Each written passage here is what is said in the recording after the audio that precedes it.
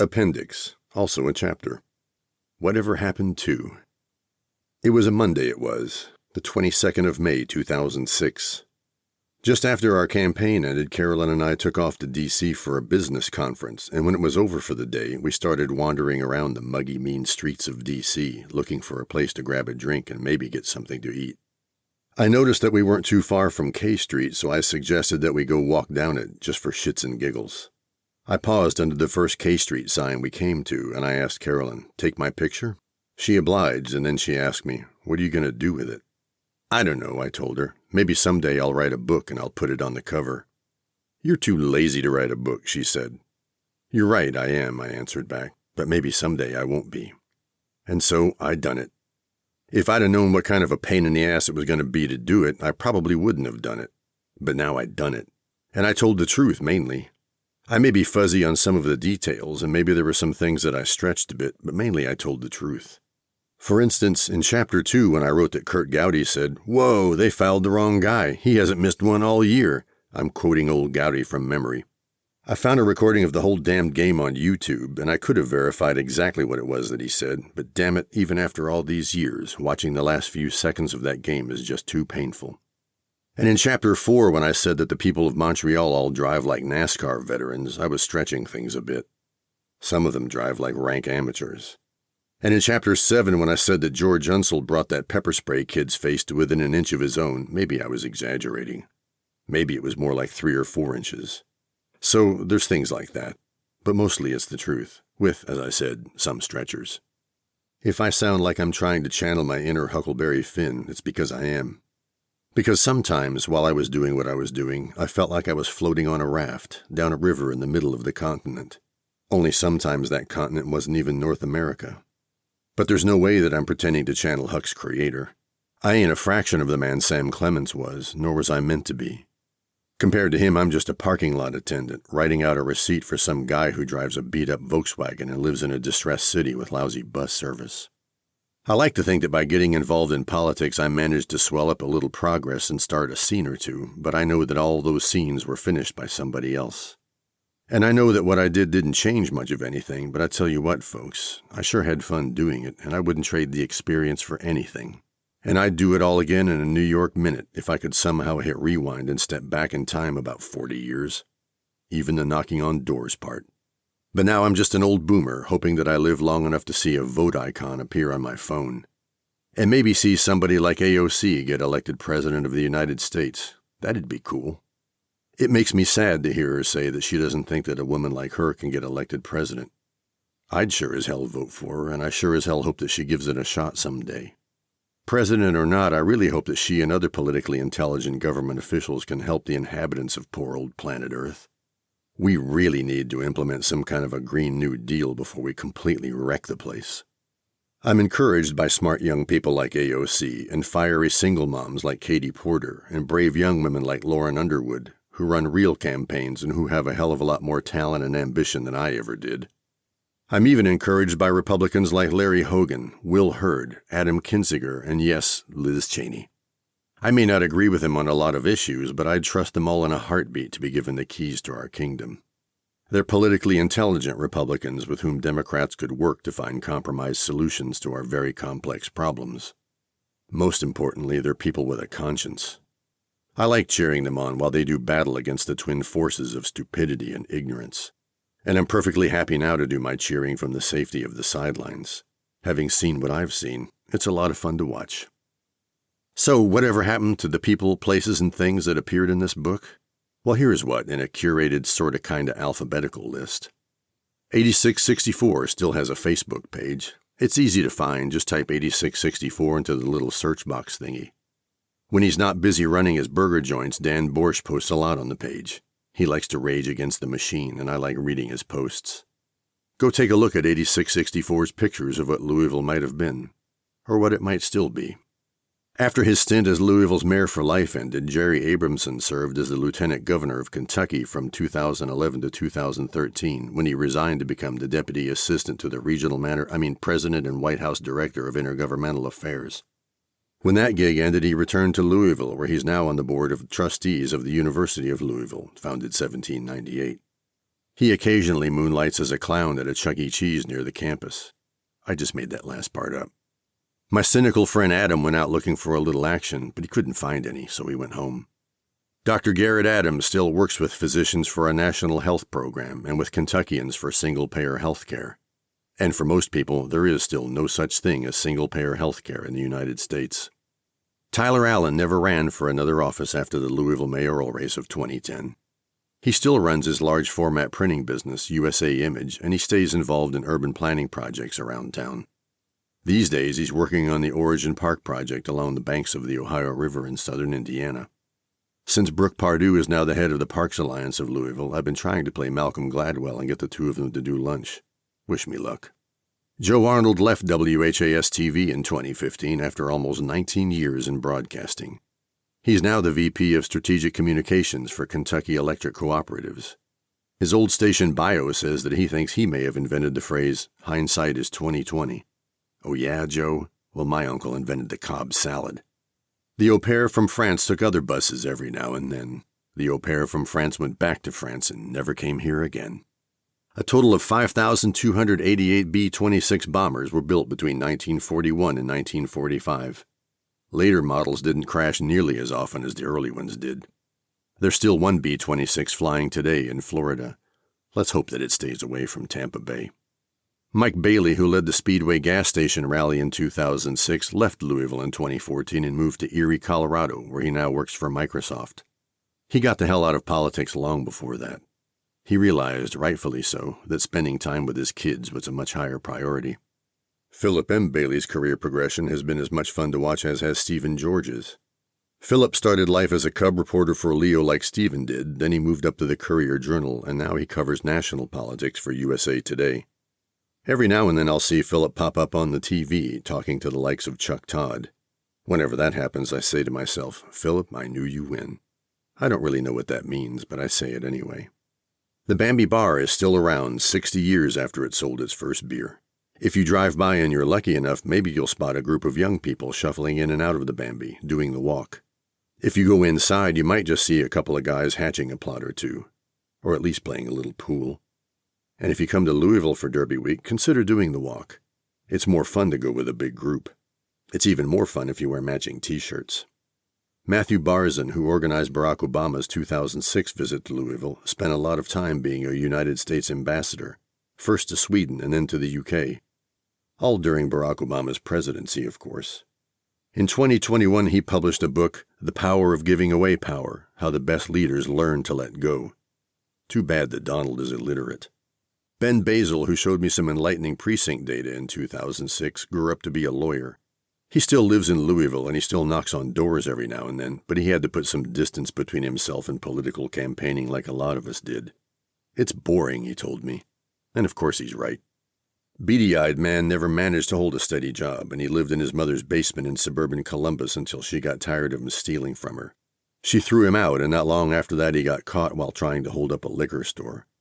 He was sentenced to 15 years in prison. At least I hope that's what happened to him. You can find a lot of information on the internets if you Google the search string, David Becker Murder Louisville. I'm not going to write anything more about that here. Dirk Biese, my old German friend who was the first to warn me, from Scotland, that there was a mass shooting in progress 2 miles from my house in Louisville, is now the managing director of Buzzi Unicem, a large cement manufacturing firm based in Italy. As with my other talented longtime friends, it's been a lot of fun to watch his career progress to places of high achievement. And that's one of the few bennies of getting old. The Belle of Louisville still plies the waters of the Ohio River, and it still participates in a steamboat race every Wednesday before the Kentucky Derby. But it just ain't the same without the Delta Queen. Last we heard, the Queen was sold down the river to New Orleans, where maybe it'll undergo renovations one of these days. If you go to the website of the Delta Queen Steamboat Company, you'll get a pop-up message that says, "We appreciate your patience as the Delta Queen secures the necessary funds and resources to begin our extensive renovation process." Sigh.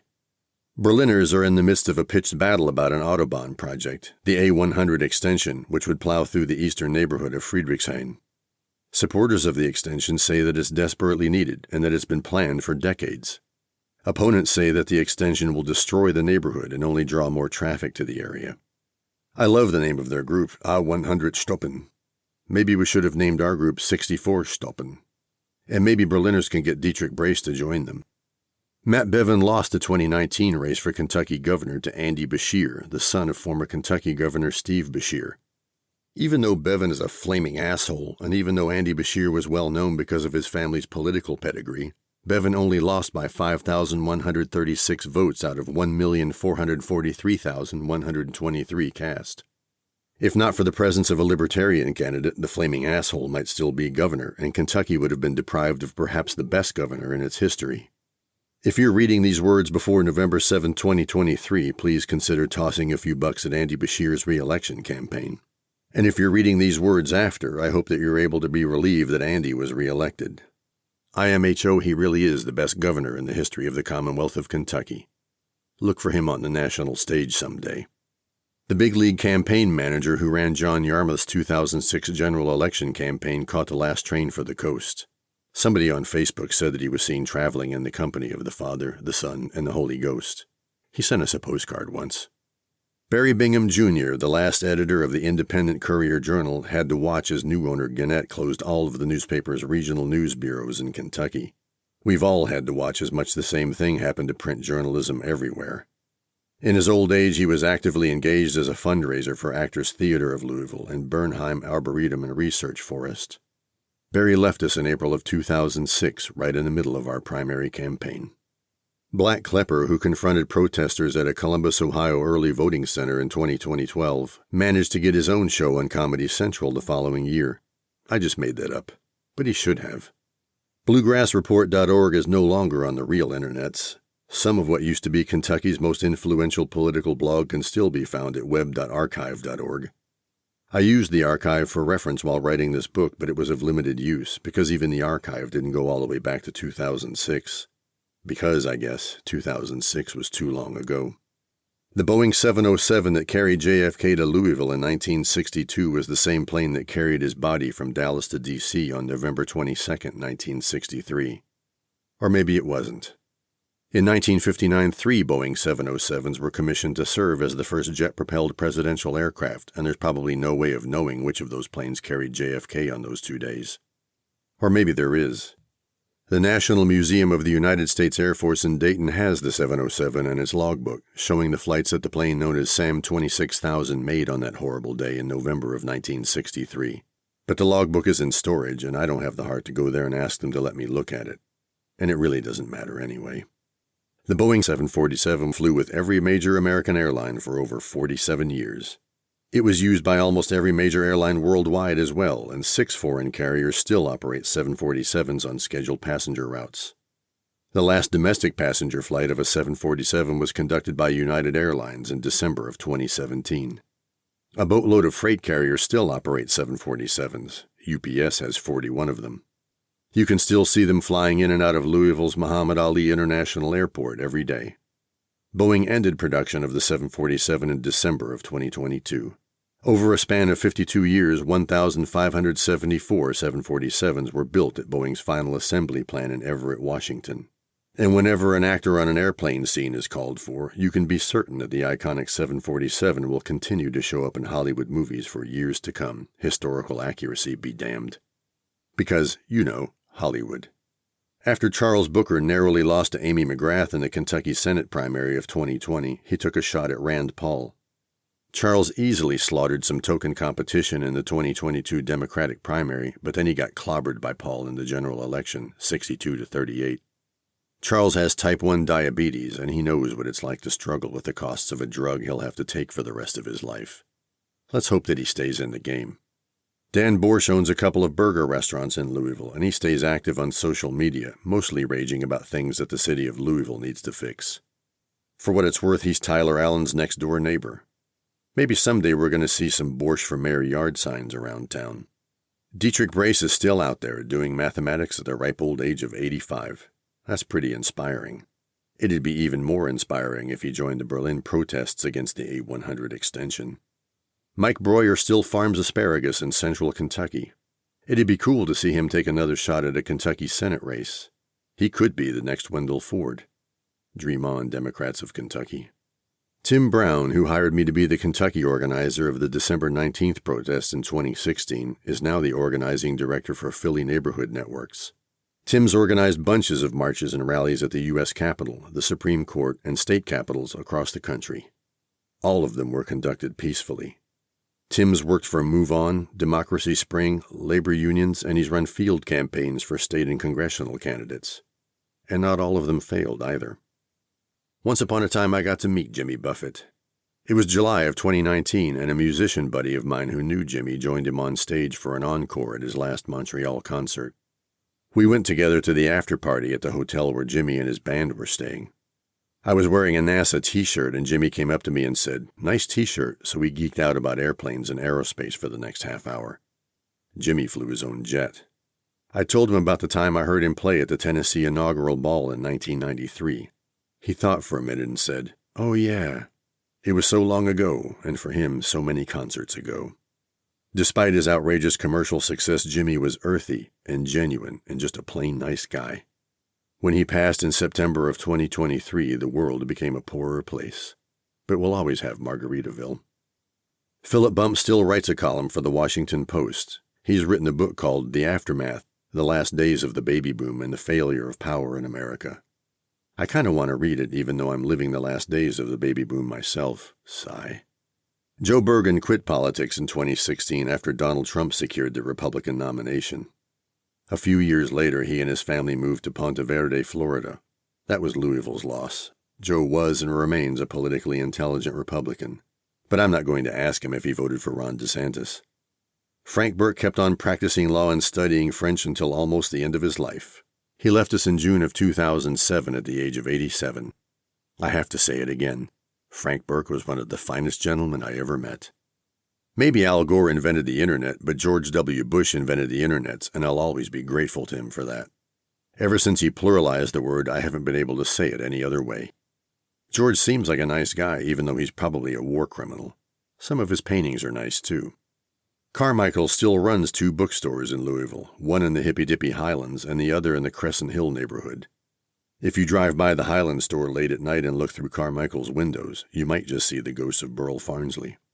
Cave Hill Cemetery painted a yellow line that runs from its entrance to Section 33, Lot 57, Grave 1, the final resting place of Colonel Harlan Sanders.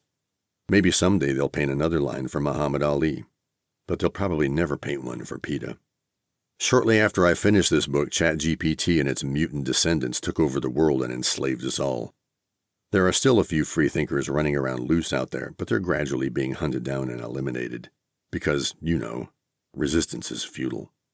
In 2010, the U.S. Supreme Court, in a case known as Citizens United versus Federal Election Commission, ruled that any entity can spend anything they want on political advertising, and they don't have to say shit to anybody about who they are or how much they've spent or where the money came from. Because, free speech, baby. The Coalition for the Advancement of Regional Transportation doesn't do much anymore, not that they ever did. They do still have a nice website, though. The homepage features a pretty picture of a light rail system with a skyline of Louisville in the background. Dream on, kids. Saint happening. And oh, by the way, you haven't posted anything since 2020. But you're still nice guys, even if you are just a bunch of car-hating hippies. John Coates still teaches law at Harvard, and for a while he served as the acting director of the Securities and Exchange Commission's Division of Corporate Finance. In August of 2023, he published his book, The Problem of 12, When a Few Financial Institutions Control Everything. Because John knows people and people know John, he often gets those "do I know you" looks from strangers. Once, we all went to the theater together in New York to see Bryan Cranston star in a remake of Paddy Chayefsky's Network. The guy across the aisle came over to see John and to ask him if perhaps they knew each other. The guy asked John what his name was, and so of course John told him. Then John asked the guy what his name was. Bruce Willis, the guy said. You can't make this shit up. The play was great, by the way. Guillaume Coiraton and Laura Bird still live in Louisville with their 2 kids, Grant and Juliette. Guillaume now works for the Boston Consulting Group. Like McKinsey, BCG makes millions of dollars doing consulting work for companies that make billions of dollars. Guillaume hasn't written anything for Libération in a while. Maybe if the Donald gets reelected, he'll have to. Laura is a nurse practitioner, and they're both busy as hell. They're going to need an au pair for a long, long time. The consolidated PBY Catalina was produced from 1936 to 1945, and during that time a total of 3,308 were built. A dozen or so are still flying today, and one of these days I'm going to get me a ride in one. Maybe they'll let me be the co-pilot. Jack Conway won a slugfest of a race for Kentucky Attorney General in 2007 when he beat up on an ultra-conservative guy named Stan Lee. The final score was Conway 60.5, Lee 39.5. In 2010, he took on Rand Paul in the race for U.S. Senate, but he lost 56-44. Conway defended his Attorney General seat in 2011 when he defeated the oddly named Todd Peepool 55-45. The race would have been a lot closer, pundits observed, but a lot of Republicans said that they couldn't vote for a guy whose name sounded like Peepool. After the 2015 governor's race that he lost to Matt Bevin, who was a flaming asshole, Conway retired from politics. These days he practices law in Louisville. Marlowe Cook, the moderate Republican for whom Mitch McConnell and John Yarmouth both worked as assistants, served in the U.S. Senate from December 17, 1968 until December 27, 1974. In November of 1974, he was defeated for re-election by Democrat Wendell Ford, and he resigned early so that Ford could be appointed to his seat, thus giving him more seniority than other incumbent senators. Cook's predecessor, Thurston Morton, had done the same thing for him in 1968. Try to imagine anybody doing that today. You can't? Neither can I. John Sherman Cooper became a U.S. Senator in 1946 when Happy Chandler resigned his seat to become Commissioner of Baseball, where he would eventually piss off right-wing racists because he approved Jackie Robinson's contract to play in the major leagues, which is why George Wallace dumped him as a potential running mate in 1968 and briefly considered Colonel Harlan Sanders instead.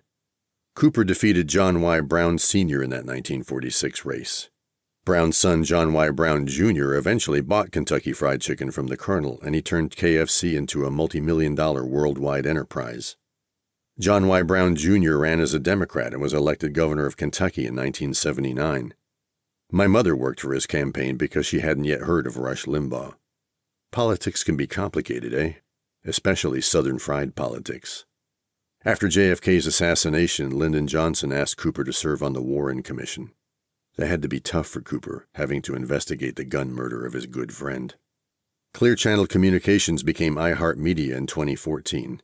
It now owns 855 radio stations across the United States, more than any other company. Bill Clinton still follows Caldwell Esselstyn's diets. Good job, Bubba. Hillary Clinton and I shared the same birthday. Woohoo. She's older than me, of course. I sincerely hope that when Confederate Flagman gets out of jail, he'll get his family back. I really do. Andy Cornelius left Louisville in 2017 for a job offer he couldn't refuse in Virginia Beach. It was Louisville's loss and the Beach's gain. These days, Andy is a technology consultant for Oracle products. He's wisely stayed out of politics. We used to hang out a lot with Andy and his wife Alicia, and we missed him a lot. But that's another one of those things that this life does to us, eh? Andy and Alicia are originally from Indiana and Michigan, so he's a big Detroit Red Wings fan. I'm going to redouble my efforts to get them to come to Montreal sometime when the Wings are in town. The Habs are so terrible now that it's pretty easy to get tickets. The Courier-Journal is still owned by Gannett, and it's still published in both digital and print form, unlike a lot of formerly great newspapers. Sigh. Somewhere in a desk drawer I have a check for $80, dated sometime in 1999, for a subscription to the Courier. It was the last time I ever paid for a printed edition of a newspaper. Sigh. We really need to figure out some better ways to support print journalism, especially local journalism. Judy Woodruff presented some ideas about how we can do that on her PBS NewsHour segment, America at a Crossroads. The segment's title is The Connections Between Decline of Local News and Growing Political Division, and it aired on August 30th, 2023. If you can't reach the PBS site, you can easily find Judy's reports on the YouTubes. Ron Krim, who beat my buddy and work colleague Greg Galbraith in 2008, served in the Kentucky State House of Representatives for 10 consecutive terms from 1996 until 2016. In 2016, his winning streak came to an end in the Kentucky 33rd House District Republican primary, where he lost 52-34. He never ran again. Ron Krim passed away in 2022 at the age of 87. Cameron Crowe made a few more movies after Elizabethtown, but none of them ever matched the commercial success of his earlier films like Fast Times at Ridgemont High, Jerry Maguire, and Vanilla Sky. In the fall of 2022, a musical version of his movie Almost Famous opened on Broadway. It closed after a short run. Crow and Nancy Wilson divorced in 2010. They have a couple of kids. The Congress for the New Urbanism is still out there, trying to create livable, walkable cities where humans take priority over cars. Check out their website at cnu.org. Denny Crum finally won a national championship in 1980 when his Louisville team beat a woodenless UCLA. He won another title in 1986, defeating Duke in the final. He retired from coaching in 2001, but long before that, in 1994, he was inducted into the Naismith Basketball Hall of Fame. At the ceremony, he was accompanied by his old friend and mentor, John Wooden. Denny Crum passed away in May of 2023 at the age of 86. His memorial service was held at the Yum Center, where the basketball court is named in his honor. Francine Cuccinello's sudden death stunned and saddened all of us in Louisville, as well as everyone else who was within the considerable reach of her radio voice. Her memorial service was held at Southeast Christian Church. Listening to recordings of her show while writing this book made me sad all over again. Francine Cuccinello was a fine human being. Her last words on the radio are worth repeating. Go play in the snow, have some fun. Remember that life is short. Joe DeCola spent his twilight years traveling and playing with his grandkids. His favorite destinations were Amsterdam and San Miguel de Allende in Mexico, and he did all of that despite battling cancer. Unfortunately, Joe lost that battle in May of 2022. I strongly urge you to get involved in politics, even if it is boring and frustrating sometimes, if only so that you can meet your own Joe DeCola. Democracy Spring, the organization that led our December 19th protest, disbanded in 2019. Jim Derritz never did make it onto the Colbert Report. These days he works as a financial advisor in Memphis. While writing this book, I reread Confessions of a Former Dittohead, and I couldn't help but be struck by its continued relevance. You can replace the word dittohead with MAGA and the name Rush Limbaugh with Tucker Carlson, and the book is just as pertinent now as it ever was. If you read it, take note of a few sentences that Jim wrote in the book's introduction. While explaining his growing disillusionment with the Republican Party, Derritz wrote, "It was the way they closed ranks around the president, even in the face of overwhelming evidence of gross negligence. It stopped being governing and evolved into just doing whatever it takes to stay in power. If the Republican Party of today doesn't sicken you, then you're not paying attention." Jim wrote those words in 2006. You can still find his book on Amazon. Lou Dobbs is still a blithering idiot. Even Fox News dumped him. Have fun with that Smartmatic thing, Lou. Drinking liberally is still drinking. The Louisville group meets once a week, mostly at bars in the hippy-dippy Highlands. I can get you on their mailing list if you want. Jenny Durkin served as mayor of Seattle from 2017 until 2021. Like Louisville's Greg Fisher, her toughest test came during the summer protests of 2022 that were prompted by the death of George Floyd. At one point, Durkin allowed Seattle police to use some heavy-handed tactics on protesters. Tear gas, flashbang grenades, that kind of stuff. There were calls for Durkin to resign, and she had to face down a couple of recall petitions. She decided not to run for re-election. Methinks that Carrie Moon, like Louisville's Hal Heiner, may have been a lucky loser. Ted Van Dyke has been around forever. He first wrote for the Seattle Post-Intelligencer when he was in high school. While he was in college, he spent a day shadowing Harry Truman. He also stood in the Oval Office with JFK. These days, he's retired and back in his native Bellingham, Washington, still writing feisty stuff at 88. You're an inspiring guy, Ted. The Electoral College has the potential to subvert the will of the American people for as long as it remains enshrined in our horse and buggy Constitution. In 2020, Joe Biden beat the Donald nationwide by 7,059,526 votes, but if less than 49,000 voters in Arizona, Georgia, Nebraska, and Wisconsin had flipped their levers the other way, the Donald would have been reelected anyway. In September of 2023, CNN published an article that quoted Doug Sosnick, who served as the chief White House political advisor for Bill Clinton.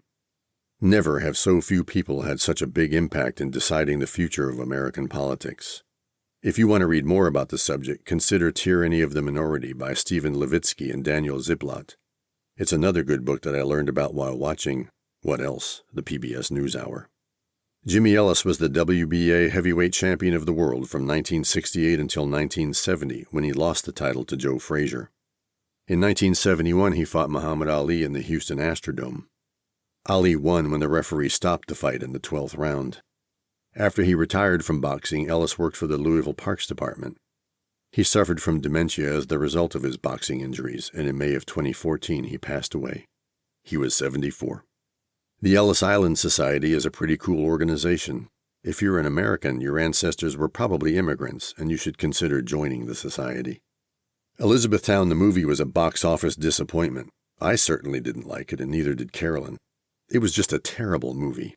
We were glad that it only cost $3 to rent on YouTube. Film critics didn't like it either. They gave it a 28 on the tomato meter. Splat. Joe Elliott's nighttime WHAS show was canceled by Clear Channel in 2007, about a year after he led me into his studio.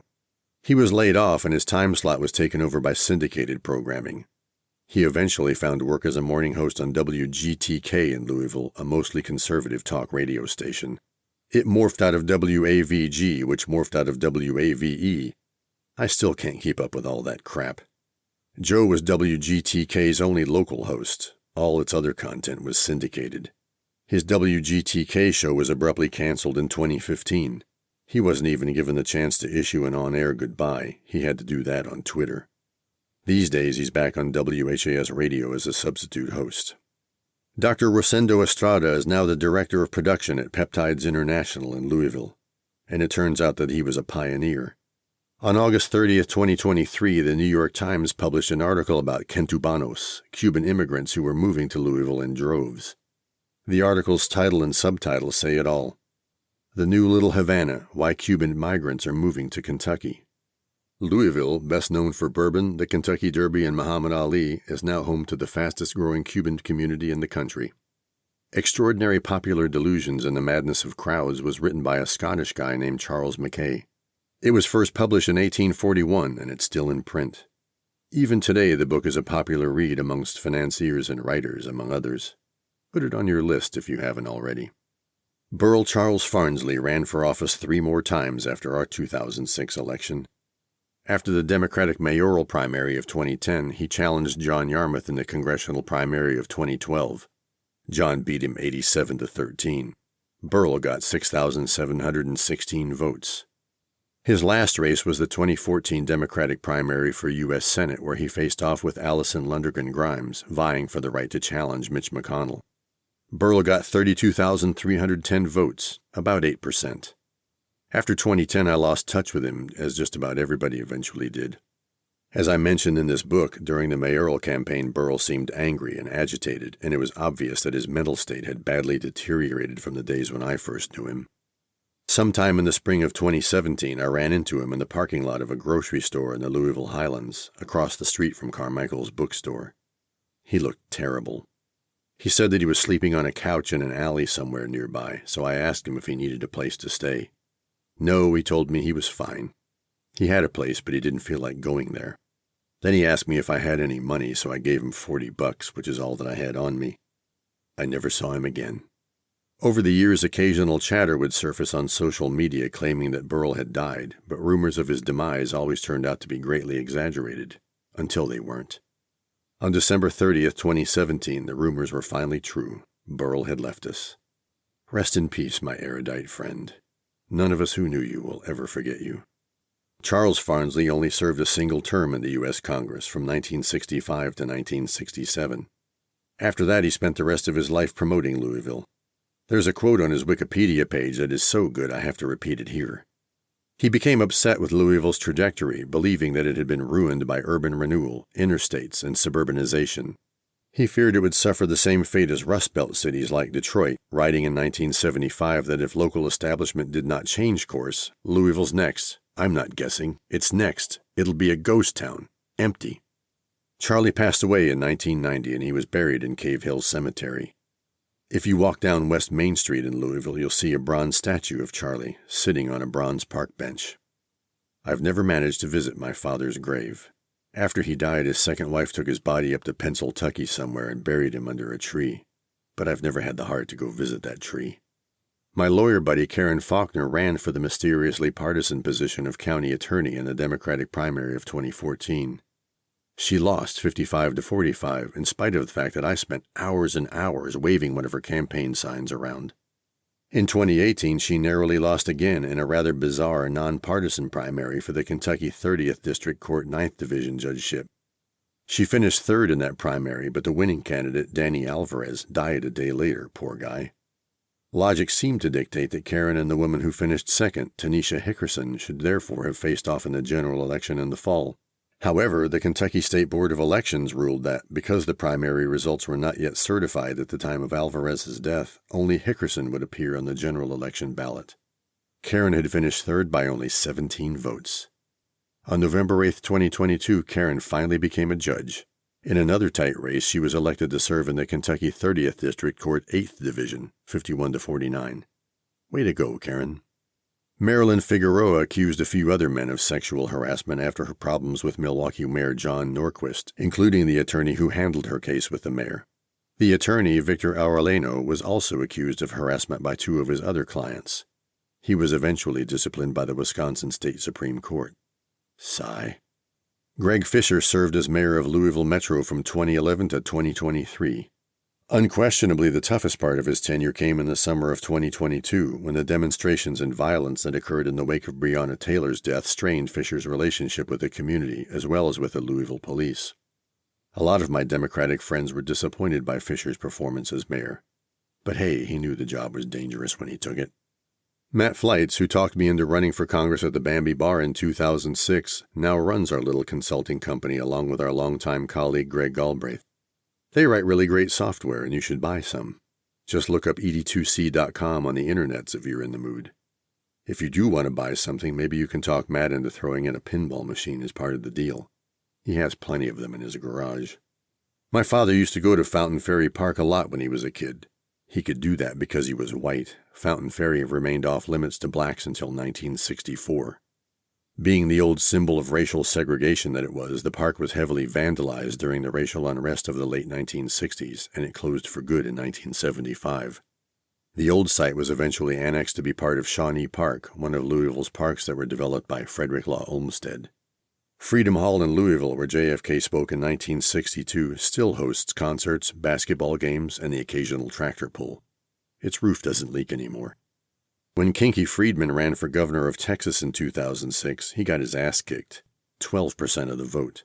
Nevertheless, Kinky is amazing. You should read his books and listen to his stuff if you haven't already. There's a lot of scary data out there to indicate that melting ice in Greenland will cause a 15-centimeter rise in the global sea level by the end of this century. If that happens, Miami, Mumbai, and large parts of New York City will be underwater. Gulp. Be careful who you vote for, people. Greg Galbraith never ran for office again after his 2008 loss to Ron Krim. He and our longtime colleague Matt Flights now run our little consulting company, and they write really great software. To find out more about them, click and see here, ed2c.com. Let me know if you need something. I can probably get you a good deal, and maybe a pinball machine to boot. Gannett spun off its broadcast holdings into a company called Tegna in 2015. Gannett still owns the Courier-Journal as well as a bunch of other newspapers nationwide. I don't even want to know how many. Howard Gardner, author of Frames of Mind, The Theory of Multiple Intelligences, is still out there, writing and researching at the ripe old age of 80. He retired from teaching at Harvard in 2019. GE Appliances was sold to the Chinese company Haier in 2016. They'll be selling appliances with the GE logo until 2056, when most of us will be beyond caring. These days, Appliance Park in Louisville employs 6,000 people, way down from the 23,000 of its heyday. Stephen George is now the president and CEO of Louisville Public Media. As mentioned earlier in this book, it has been so much fun to watch Stephen's career progression since he first interviewed me as a cub reporter for Leo when I was a congressional candidate in 2006. And Louisville Public Media could not have picked a better person to run their show. The day after Susan Gibson was first elected as a judge in 2006, Charlie Cunningham phoned her to say, "I'm sober enough now to call you to congratulate you," to which Susan replied that she was just sober enough to say thank you. 3 years later, Susan was able to return the favor. In 2009, Charlie Cunningham was elected to be a circuit court judge in the 30th Judicial Circuit. Susan's still a judge in the Kentucky 30th Circuit Court 12th Division. In her last election in 2022, she ran unopposed. She'll be a judge until 2031 if she wants to be. The last time we had dinner with Susan and her husband John, I asked her, "When are you going to retire?" "I'm thinking about it," is all that she said. Susan is nothing if not coy. And she's maintained her acid sense of humor, which is one reason why she's still a lot of fun to be around. Charlie Cunningham retired from judging in 2023, but his family business can still sell you an overhead door. Globalization hasn't worked out none too well. Pandemics, wars, inflation, extreme weather.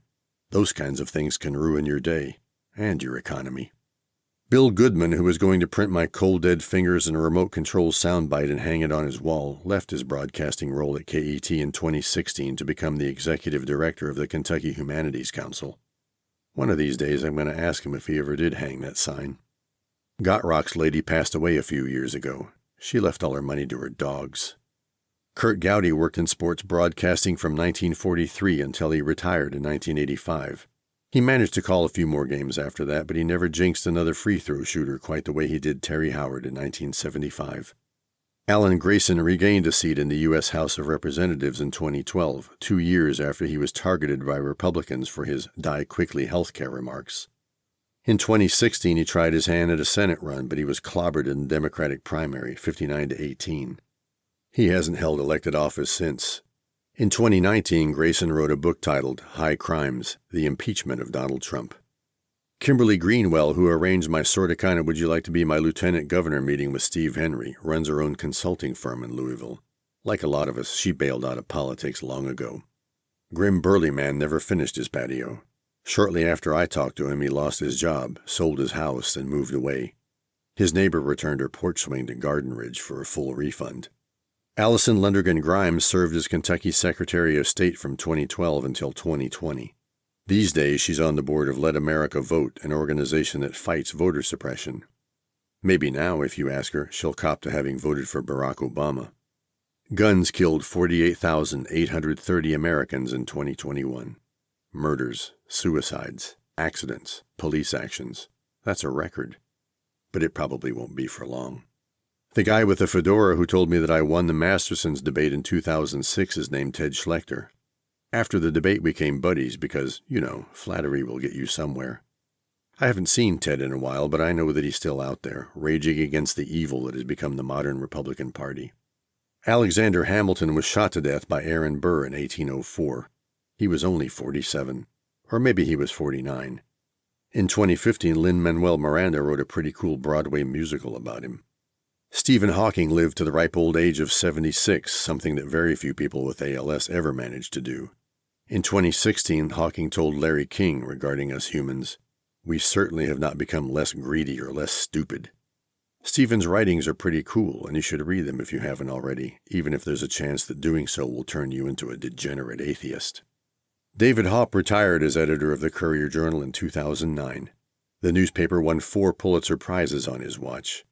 David left us in July of 2021 at the age of 78, and in its obituary for Hopp, the Associated Press wrote, "Hopp waged decades-long wars of words with conservatives he thought stood in the way of progress for Kentucky.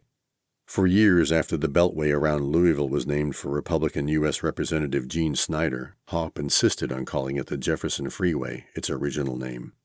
David was a good man, and I'm grateful to have known him and to have been one of his friendly antagonists." Hal Heiner, who lost to Greg Fisher in the Louisville mayoral race of 2010, gave elected office one more shot after that. In 2015, he ran against Matt Bevin, who is a flaming asshole, in the Kentucky Republican gubernatorial primary. Hal finished third with 27% of the vote. Another flaming asshole named James Comer finished second in that race, just 83 votes behind Bevin. It was a fitting result, considering that Bevin and Comer belonged together, ass cheek to ass cheek. Steve Henry was the lieutenant governor of Kentucky from 1995 till 2003. Ever since he got his butt kicked in the 2007 Democratic gubernatorial primary, he's maintained a low profile. Ken Herndon served as the Jefferson County Judge Executive from 2003 until 2010. After his unsuccessful Metro Council bids, he retired from politics. These days, he lives with his partner in a really nice apartment in Nulu. Gant Hill is still a real estate developer in Louisville, and Louisville still has too many parking lots. Christopher Hitchens is dead, Jim. Josh Holmes is still active in Republican politics, and you can still find his name all over the internets. Journalists seem to call on him a lot whenever they need a quote from a conservative. In early 2023, he was cast to play a T-9000 in Terminator 12, Rise of the Policy Wonks, but then the writer's strike stopped production. I just made that last part up. Hoodie lady who proudly touted Mitt Romney's business accomplishments in 2012 at the early voting center in Columbus, Ohio, now works for Bain Capital. Or maybe she doesn't. Andrew Horn never ran for political office after our primary in 2006. He gave serious thought to making a run for the U.S. Senate in 2016, but then he thought again. He still practices law in Louisville. Stephanie Horn took her own shot at politics in 2019 when she became the running mate of a guy named Rocky Atkins. Atkins was an old-school Kentucky Paul, and he decided to run in the Democratic gubernatorial primary. Rocky and Stephanie finished second, losing to Andy Beshear and his running mate Jacqueline Coleman, 38-32. Stephanie used to do real estate law in Louisville, and when we bought our little house in the hippy-dippy Highlands, Stephanie was the attorney who processed the paperwork. Just as I was publishing this book, I reconnected with Andrew. I asked him if his earpiece really did malfunction when he was on CNN with Lou Dobbs. Hell, those things used to fall out all the time, he told me. Someday he and I and Stephanie are going to write another book together. Terry Howard never missed another free throw for the rest of his life. Can you believe it? Humana bailed out of the employer group health insurance policy business in 2023. They're only interested in Medicare and Medicaid stuff now. Imagine that. Humana's gross profit for 2022 was $17.18 billion, almost 24% more than they made in 2021. Jackhammer Julie returned to Louisville after John Yarmouth's tenure in Washington ended. These days, she's an aide to Louisville Mayor Craig Greenberg, who was shot at by a crazy man during his mayoral campaign. Fortunately, the bullet only grazed Greenberg's sweater. Now that Julie's back in Louisville, let's hope that she's a little less pneumatic. Jennifer, last name Zoller, my old friend who sat next to Carolyn at the 2006 Masterson's debate, hoping that I wouldn't be killed on stage, still lives in Louisville. Like a lot of us are with our old friends, we don't see each other nearly as often as we should. Let's please all work on that. Ada Jones and Walter Van Brunt recorded all kinds of fun songs together in the early part of the 20th century, when recording was still in its infancy. You can find their stuff all over the internets.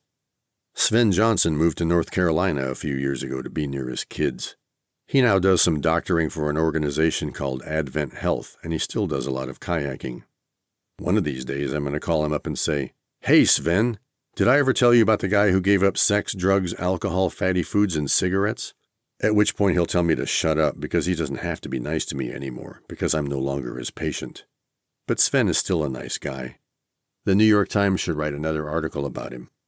David Jones Sr., who co-founded Humana and who fought for Louisville's downtown arena to be built elsewhere, passed away in 2019. He was 88. Mitch McConnell once called him the most influential person in Louisville. Eleanor Jordan never ran for another office after her loss to Ann Northup in 2000, but I hear that she still knocks on a few doors. Ashley Judd has wisely avoided a run for political office ever since she considered taking a shot at Mitch McConnell in 2014. She's already had more than her fair share of problems with famous men. She participated in the 2017 Women's March that peacefully protested the presidency of the Donald. The key word in that last sentence? Peacefully. My lawyer buddy Julie Kalin is 2 for 2 in judicial races, and both times she won big. In a 2018 race for the Kentucky 30th District Court 4th Division, she clobbered a guy named Todd Hollenbach 63-37, which is significant because the Hollenbach name is well known around town. Todd's daddy was a Jefferson County judge executive back in the days when the job meant something. In 2022, Julie successfully defended her title, 59-40. Do not mess with Julie, people. Franz Kafka burned about 90% of what he wrote, which is a damn shame. The poor guy got tuberculosis when he was only 40, and it was so bad that he couldn't eat, and he starved to death just like the poor buggy bastard in Metamorphosis. Oh, the sad irony. Robert Kaiser retired from the Washington Post in 2014 after having worked for them for more than half a century. These days he just takes life easy, as well he should. Read So Damn Much Money if you dare. It's more pertinent now than ever. The kid my father had before he died on the couch grew up to be Dr. Scott Moore, my brother from another mother. One of his mentors was Romano Mazzoli, who encouraged Scott to secure a spot as a page for Mitch McConnell. For the record, Scott despises Mitch as much as I do, and maybe almost as much as my buddy Terry does. But Scott's time as a page was a useful gig. When George W. Bush gave his post-9/11 speech, Scott was in the House chamber. He spent his last year of high school in China, where he learned to speak Mandarin. He went to Princeton and then he went back to China on a Fulbright scholarship. He had to leave China a little early because then he got a Rhodes Scholarship. Who does that? He got his Ph.D. at Oxford. Scott was on John Kerry's team at the Paris Climate Talks. He attended the COP23 2022 United Nations Climate Change Conference in Cairo. He met his wife Marissa Porges while he was working at the Kennedy School at Harvard. She was finishing her Ph.D. in counterterrorism there. She spent time in Yemen. She's American. She's Jewish. She's a woman. She spent time in Yemen. Think about that. She was an Obama White House fellow. Did a walk-and-talk briefing with the man. We still have some Barack Obama Hershey's Kisses in our refrigerator that she gave us. I let people look at them, but I'm never going to let anybody eat them. They're probably pretty stale by now anyway. Scott and Marissa live in Philadelphia with their 2 kids, Adrian and Isaac. Scott's now a political science professor at the University of Pennsylvania, founded in 1740 by Benjamin Franklin, only 52 years before the University of Louisville was. Scott used to work for the World Bank. Fortunately, he never had to cross paths with Paul Wolfowitz. Marissa was until recently the head of a girls' school. Between them, they've published 3 books, so far. Marissa's is called What Girls Need: How to Raise Bold, Courageous, and Resilient Women. Part of her book is a memoir of her time spent as a Navy weapons systems officer flying off of aircraft carriers in E-6B Hawkeyes.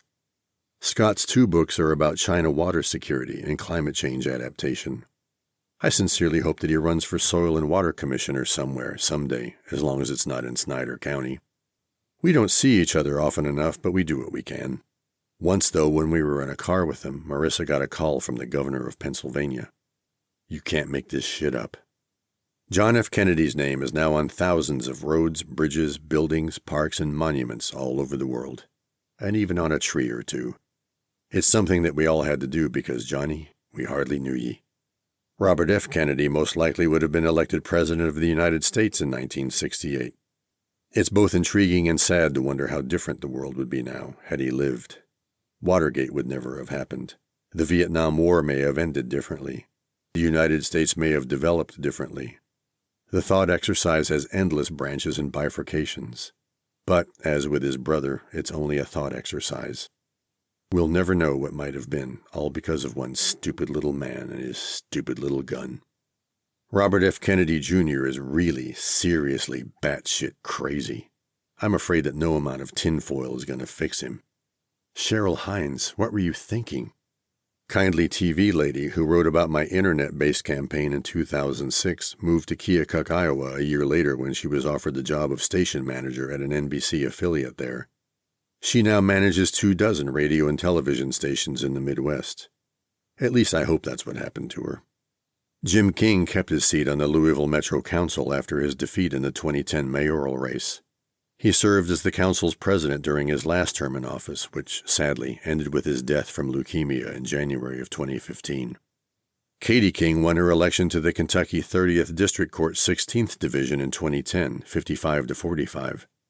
According to my lawyer friends, she turned out to be a pretty good judge. As of 2023, she's still on the bench, but she's no longer the subject of a law school case study. Brandon Clayco left Louisville in 2010 and moved to New York City, where he practiced architecture and edited a broken sidewalk-like site called The Architect's Newspaper. In 2016, he returned to Louisville, and on May 21, 2017, he wrote this post on Facebook. An update for friends, family, and broken sidewalkers. 6 weeks ago, I was lucky enough to marry my favorite person, Melissa Baird, in Charleston. The timing was perfect. 5 months after undergoing a bone marrow transplant for leukemia, my immune system was recovering, which allowed me a near-normal diet, to walk, and even dance some. With improving cell counts, however, came something called GVHD, or graft versus host disease. It's a common but debilitating condition. I'm unable to do much of anything.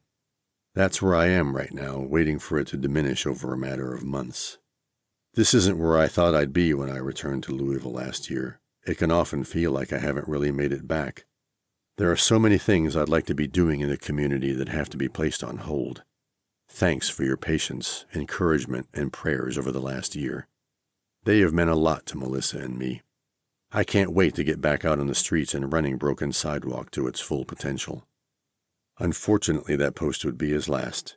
Brandon Clayco passed away a month later. On July 7, 2018, Brandon Clayco Alley was dedicated in Louisville's Butchertown neighborhood in his honor. Go look it up on Google Maps sometime and then take a virtual stroll around the neighborhood in Street View. That would make Brandon smile. And go visit BrokenSidewalk.com. It's still on the internets, and I hope that it always will be. The month after Brandon died, the FDA approved a drug called ibrutinib, trade name Imbruvica, to treat graft-versus-host disease. It was the first drug ever approved to fight the condition. The drug's annual cost, without insurance, is $201,278.76. I know the exact cost of ibrutinib because I now take it. On August 29, 2023, the Biden administration announced a list of the first 10 medicines that will be subject to price negotiations with Medicare. Number 8 on the list was Imbruvica. Naturally, Big Pharma is going to fight the negotiations in court, tooth and nail, and they can afford lots of lawyers. Wish us luck. You want to know one secret to happiness? It's the ability to wake up every day and say to yourself, I've got my health, so today is going to be a good day, no matter what. Here's looking at you, Brandon. You left us way too soon. Jordan Klepper needs to write a book just like John Stuart Mill did. I'd certainly read it. The lawyers from Tennessee who came to D.C. for Bill Clinton's inauguration were all eventually disbarred. DWIs, disorderly conduct, that kind of stuff. I just made all of that up. I have no idea what happened to them. I can't even remember their names. Kaywood Ledford started calling University of Kentucky basketball games on the radio in 1953. His final game was on March 28, 1992, when Duke beat Kentucky 104-103 in the NCAA tournament. It was also the game in which Duke's Christian Laettner hit the shot, one of the most iconic moments in the history of American sports. You can listen to Kaywood's final broadcast on the YouTube. After his term as mayor of Seoul ended, Lee Myung-bak ran for president of Korea in 2007. He clobbered his nearest opponent 59-26. He was reasonably successful while in office, but his legacy was tarnished by post-presidency scandals. In 2018, he was convicted of bribery and embezzlement and sentenced to 15 years in prison. He was later convicted of other financial crimes, but in December of 2022, he was granted a full pardon by President Yoon Suk-yeol. Joe Lay Antiques closed in 2019, and all of its contents were eventually auctioned off. Joe left us in October of 2022 at the age of 79.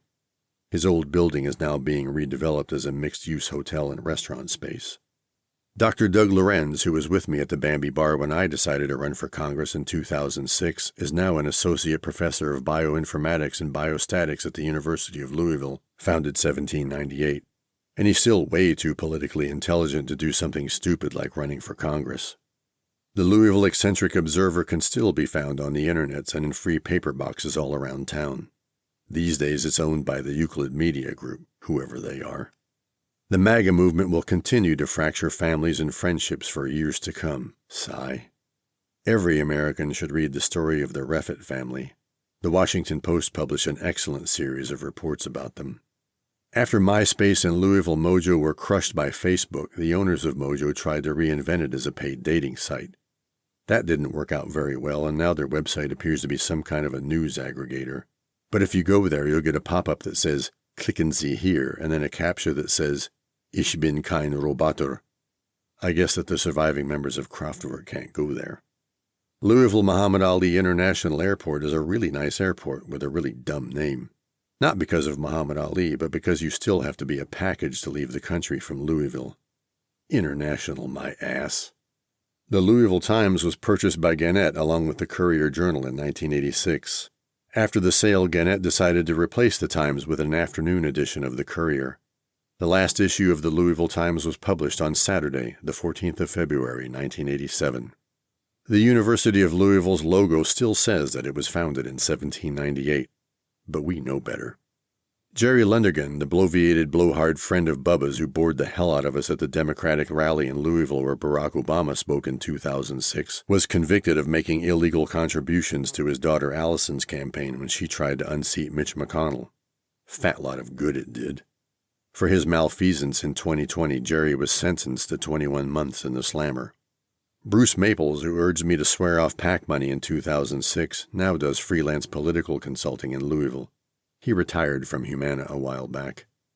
Martin Marietta merged with Lockheed Corporation in 1995. The guy who told me about Florida's drug traffic cashed out his stock and retired a short time later. At least I hope that he did. Marijuana is now legal for recreational use in 23 U.S. states. And it's finally legal in Canada, too, which is a good thing because there are more stoners per capita in Canada than I've ever seen or smelled in any other country. In March of 2023, the Commonwealth of Kentucky passed a law that legalized medical marijuana. Masterson's restaurant closed in 2010 after 65 years in business. The building was demolished and the property was redeveloped as a residential and retail space. It's now part of the campus of the University of Louisville, founded 1798. The Masterson family still runs a catering business in town. Antonina Mavrodi returned to Kyiv in late 2022. She often lived without power on the 16th floor of her high-rise apartment building because the Russians tried their best to destroy Ukraine's power grid during that awful first winter of the war. They failed, but Antonina still had to climb 16 flights of stairs for days on end. During that dark period, I'd often wake up in the morning to read about another vicious Russian attack on Kyiv, so I'd message Antonina. "You okay?" I'd ask. "Yes," she'd answer. "Have any power?" I'd ask next. "No," was often the answer. More often than not, she'd heard the sounds of explosions. Some of them were very close. But she and Ukraine made it through that dark winter. These days, Antonina's the chief financial officer of SkyUp, a Ukrainian charter airline. Her family still live in Sofia. They very much want to return to Mykolaiv, but there's nothing left to return to. How many of us can imagine what that must be like? Not very many. Maynard and Tracksuit Lady moved to Redwood City, California a couple of years after I knocked on their door. They left 3-dog pack with her mother. She couldn't handle them, so she gave them to a farmer in central Ohio. Maynard landed a job as a UX designer for Electronic Arts, and now he heads one of their new product development teams. Tracksuit Lady stayed at home with her 2 kids until they started high school. Then she made a crapload of money trading crypto, and she bailed before the market tanked. Not bad for a couple of composite characters, eh? Romano Mazzoli served in the United States Congress from January 3, 1971 until January 3, 1995. A record for Kentucky 3rd District congressional representatives that may never be broken. I was lucky enough to meet the man twice, once in 1974 when he visited my freshman political science class at the University of Louisville, founded 1798. The second and unfortunately last time was in 2017 when I met him at a Louisville coffee shop with his good friend and my bro, Scott. Although he was growing old, he was as animated and radiant during that coffee shop visit as he'd been when he lectured our class in 1974. Romano passed away in November of 2022 at the age of 89. Of all the dramatic moments in John McCain's life, perhaps the most iconic occurred a little after midnight on July 28, 2017. At 1:29 that morning, the aged and ailing senior senator from Arizona walked onto the floor of the U.S. Senate to cast a vote. His decision would determine the fate of the GOP's last-gap effort to gut Obamacare, something they'd been trying feverishly to do since its passage in 2010. Only weeks earlier, John had been diagnosed with glioblastoma, a form of brain cancer. His diagnosis was tantamount to a death sentence. In the middle of that July night in 2017, McCain walked to the center of the Senate floor and extended his right hand towards the Senate clerks, who waited to record his decision. Mitch McConnell stood facing him, a few feet away, his arms folded. After a few dramatic seconds, McCain made a motion with his hand. Thumbs down. Senators of both parties gasped. A crowd outside cheered. And all of us with pre-existing conditions, all of us who'd become dependent on the Affordable Care Act to protect us from devastating health care expenses, breathed a sigh of relief and whispered a quiet thank you. John McCain voted to save the Affordable Care Act that night because he knew that it was the right thing to do, and perhaps because of his recent diagnosis, he understood the implications of his vote better than anyone else in the Senate. And of course, the politically ignorant and the politically stupid have been vilifying him for it ever since. They can all go fuck themselves. 13 months after his historic vote, John McCain passed away. George W. Bush and Barack Obama delivered eulogies at his funeral, and everybody who was anybody in the world of U.S. politics was in attendance, except for George H.W. Bush, who was too ill and who would himself die a few months later. 2 people who were not in attendance were the Donald and Sarah Palin, both of whom McCain had specifically disinvited. I'm ever so glad he did that. I hope that John's bravery inspires a new generation of politically intelligent Republicans to follow his lead and do what they think is right instead of what they think is politically expedient. Here's looking at you, John McCain. You were one hell of a man. Terry and Martha McCoy spent the rest of their life together in downtown Louisville and hanging out at their vacation places in Indiana and in France. Their Indiana place is near Corydon on a bluff overlooking the Ohio River. The French place they share with a group of friends is a little northeast of Bordeaux. We were lucky enough to spend time with them in both places. Unfortunately, we'll have to do that with only Martha now. On May 10th, 2023, we lost our kind and gentle friend. Terry was still with us when I wrote most of the passages about him in this book, and that's why he still appears in the present tense. While reviewing the manuscript, I thought about editing his paragraphs to reference him in the past, but I decided to leave my words as they are. Terry belongs in the present. He taught me a lot, and he's one of the finest gentlemen I've ever met. Mitch McConnell is still Mitch.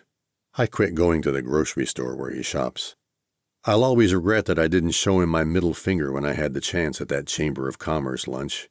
It was the right thing to do not to do it, but I'll always regret it anyway. I'm sorry that he's freezing up these days. It's sad to watch, and I wish him no physical harm. But I'm not going to hold back anyway. This is my book, damn it, and I can do whatever I want with it. Only this time I'm not doing it for Merrick Garland. I'm not doing it for all the other people who have ever been wronged by the Grim Reaper from Kentucky, who's been a mean, nasty, self-serving son of a bitch ever since he was a little kid. All of those people deserve their own moments. But this one's for my old friend Terry McCoy. Mitch McConnell, go fuck yourself. Quirdie McDurdy scored a shocking upset and was elected Soil and Water Commissioner of Snyder County during the general election of 2042. Pundits speculated that because no one knew who any of the candidates were, they voted for Mr. McDurdy simply because they liked his name. The pundits lamented that the vote app, long promised by tech moguls, was not ready in time for the 2042 election.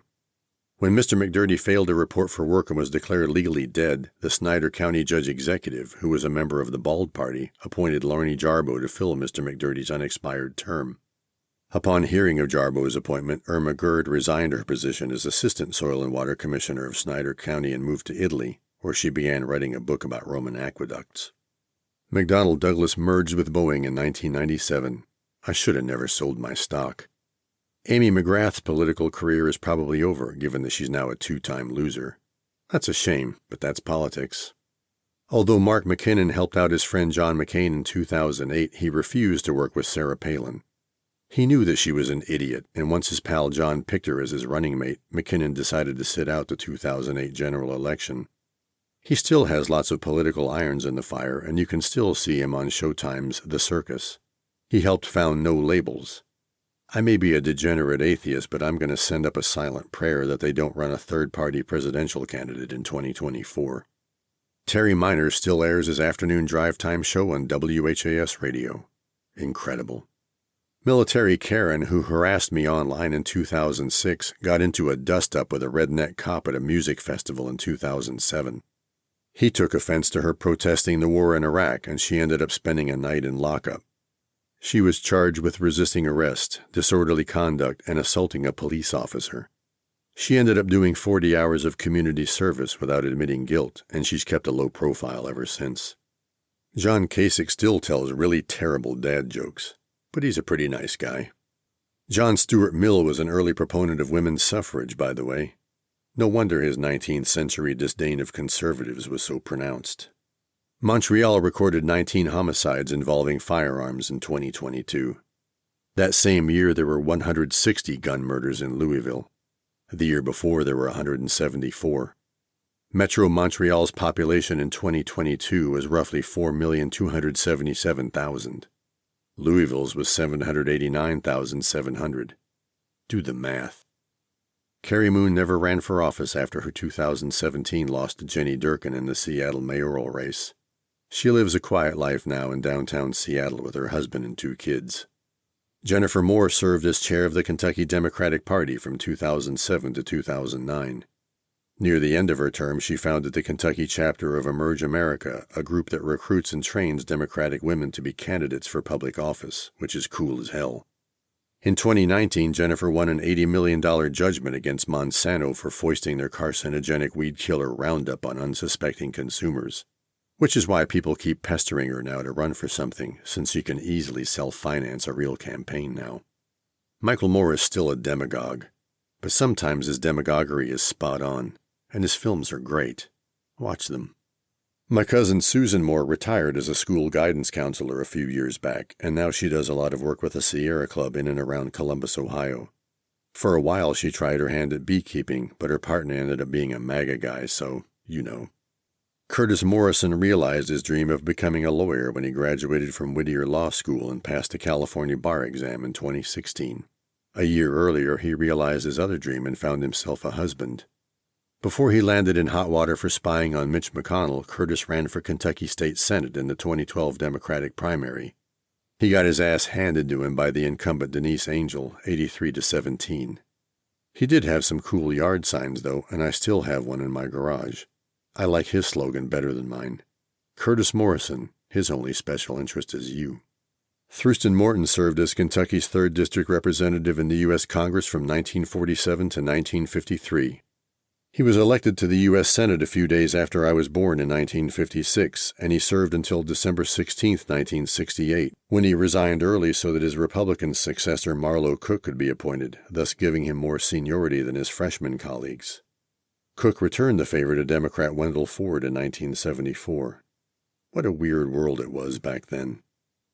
My mother and I still talk every day. I do all the talking. Our topics are all over the map, but I generally avoid politics. It's just too dangerous. I talk to her about places like Bernheim Forest, the beautiful nature preserve south of Louisville where she loved to take my sister and me when we were kids. Of course I planted a tree for her there, but I told her that a gas pipeline project is threatening the forest, and that its construction may obliterate the area where her tree was planted. They did find some armadillos there. Maybe that'll help. I also told her that while writing this book I was able to recite Stopping by Woods on a Snowy Evening from memory, and that I still remember the mnemonic that she taught me so that I could tell the difference between stalactites and stalagmites. Stalactite has a C for ceiling, and stalagmite has a G for ground. I remind her that she was a good teacher. But no matter what we talk about, in every single conversation I tell her how much I love her and how much I miss her. If your mother's still around, please go call her. Right now. Murder in Cold Blood Face left broadcasting a few months after she tried to kill me with her stare at the Mastersons debate in 2006. She started writing and self-publishing motorcycle crime novels, the most successful of which was titled Murder in Sturgis. I just made that up, of course, but the motorcycle crime novel part is an homage to a friend of mine, long gone, who really used to do that. MyDD was regarded as the progenitor of all liberal political blogs, so much so that its founder Jerome Armstrong was dubbed the Blog Father. MyDD was once so influential that it convinced us all, with its reporting of exit polls, that John Kerry would beat George W. Bush in 2004. We've all been pissed off at it ever since. These days it's been reinvented as a product review site of sorts, but its most recent post is titled, The 10 Best Dartboards of 2019. Sigh. Nashville's Bridgestone Arena has hosted hundreds of hockey games, concerts, religious events, and even a bunch of bull riders since it was built in 1996. It often plays host to postseason NCAA basketball tournaments, but it had to pony up $5 million for a new scoreboard to continue doing so. Because, you know, big money sports needs a big money scoreboard. In any event, the arena has been a commercial success. Unfortunately, the same can't be said of Nashville's honky-tonks, which are becoming an endangered species. It seems that old low-rise buildings that house bars just can't generate as much revenue as new high-rise multi-use buildings can. Let's hope that the city fathers and mothers are successful in their endeavors to preserve Nashville's unique heritage. Almost everyone who visits will tell you that Nashville is a wonderful city, and it's wonderful in spite of the fact that its citizens have suffered a lot these last few years. A destructive flood, a horrific bombing, an even more horrific school shooting, and, most recently, an evil attack on its democracy by the idiots of the Tennessee state legislature, who expelled a Nashville area representative for having the audacity to loudly protest Tennessee's insane gun laws. Fortunately, the folks of Nashville got him reinstated, as did the folks of Memphis whose rep was also expelled. Go read about the two Justins sometime. Much like Louisville, Nashville is an island of blue sanity and a sea of red madness. Go there. You'll have a blast. And as you approach the border on the highway, because of course you're going to drive to Nashville, be sure to do the Tennessee count-up. As the Welcome to Tennessee sign comes into view, start hollering, 1 a C, 2 a C, 3 a C, 4 a C, 5 a C, 6 a C, 7 a C, 8 a C, 9 a C, 10 a C. It's a really dumb and childish thing to do, but of course that's what makes it a lot of fun, and it's a good way to stave off a little highway boredom. Canadians love it. Give it a try next time. Patrick Neely, who was Ann Northup's 2006 campaign manager, lives somewhere out in Colorado now. As far as I can tell, he stayed out of the game. I'm going to track him down sooner or later and ask him what he thinks about the degeneration of the political party he once worked so feverishly for. Maybe he and I can do another lunch at a P.F. Chang's. Mark Nicholas edited bluegrassreport.org until its plug was pulled in 2009. Nicholas landed in a bit of hot water in 2007 when he came under investigation for failing to pay his state taxes, but he ponied up the amounts that he owed, and the investigation against him was dropped. After bluegrassreport.org folded, Mark did a few stints as a campaign manager, most recently for Amy McGrath in 2020. But when McGrath realized that Mitch McConnell was going to beat the shit out of her, she dumped Nicholas in favor of a guy named Dan Kinnunen, who'd worked on Michael Bloomberg's ill-fated presidential campaign. I always shake my head whenever a campaign fires its manager, thinking that it's going to help, when what they really need to do is to fire their candidate. Jeff Noble kept working on John Yarmouth's campaigns until Yarmouth retired from office in 2022. He was the only campaign staffer to tough it out from start to finish. For the last decade and a half, he's been a legislative aide for the Louisville Metro Council. He's going to retire soon and live a quiet life, like all of us boomers should. John Norquist left his position at the Congress for the New Urbanism in 2014, and now he's an adjunct professor at DePaul University. But we're never going to call him Professor Adjunct. Ann Northup never ran for office after John Yarmouth clobbered her in her 2008 comeback attempt. She maintains a low profile in Louisville now.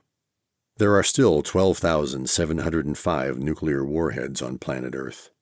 In the 1990s, the United States had 51 major air and defense contractors. Today, there are 5. The number of airplane manufacturers has fallen from 8 to 3. Still, more than 800,000 people work in the defense industry in the United States. The total worldwide is unknown. It's probably a very big number. Louisville's Nulu neighborhood has done quite well for itself.